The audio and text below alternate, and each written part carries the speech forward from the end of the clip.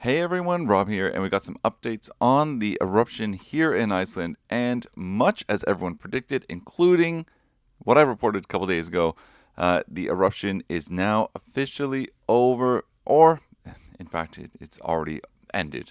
Ended yesterday.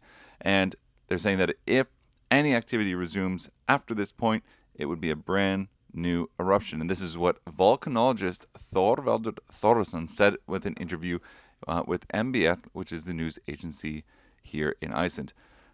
He is part of the team that maintains the Facebook page for the Laboratory of Volcanology and Natural Hazards from the University of Iceland. And they recently posted this image here, which shows you the different lines and wavelengths that made up the eruption. And you can see exactly the point. That arrow there is showing where they believe that it ended, basically where at the point where it was over, is where that blue line went down below the other two lines and crossed over that threshold.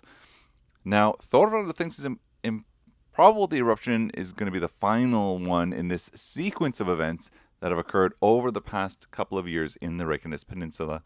As we saw, we had 3 eruptions in 3 years, and who knows if there's going to be one next year, but people are probably going to be booking their plane tickets, and the fingers crossed that there's going to be another one in place. But what he thinks is that there's more than likely going to be another eruption in a similar place, and maybe 2 or 3 more. So that's definitely something to look forward to if you are hoping to see an eruption in Iceland and you're sort of betting on next summer.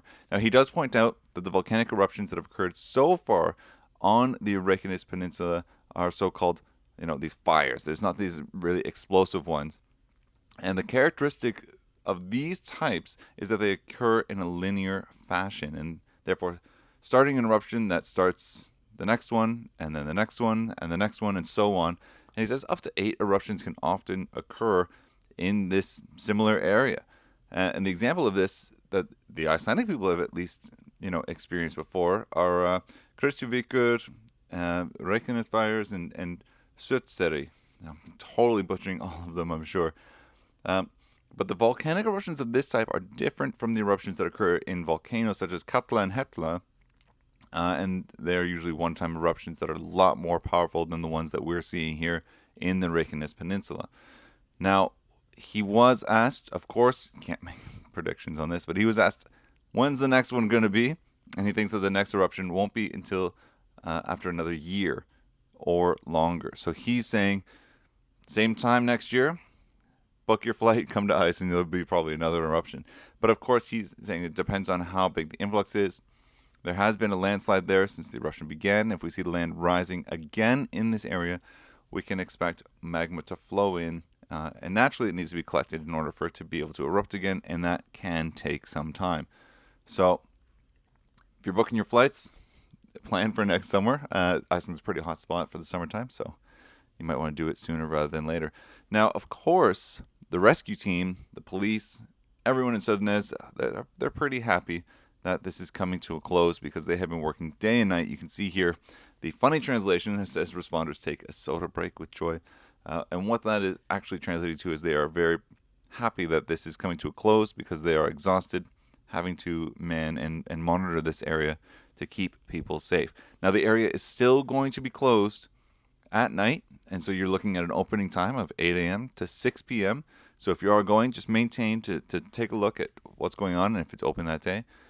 But they are going to be looking at the conditions over the next couple days and determining whether or not this still needs to be in effect or if they can kind of ease off and open it up again. But of course, these people, this is all during their summer vacation time. They want to have a little bit of summer. There's a bit of summer left. So they are looking forward to that. One last thing, there's talks again of things going on in the area. But as you can see here on the earthquake map from Veður, which is the meteorological society here in Iceland, very little activity has been going on in the Reykjanes Peninsula. None of them are over a magnitude of 3, and this is over the past 48 hours. So there's very little activity. We don't really need to worry too much about something happening in the near future as it is right now. So that's it. Everything has come to a close on the eruption of 2023. And who knows what 2024 is going to bring us. But yeah, I mean, I guess until next time, thanks so much for watching.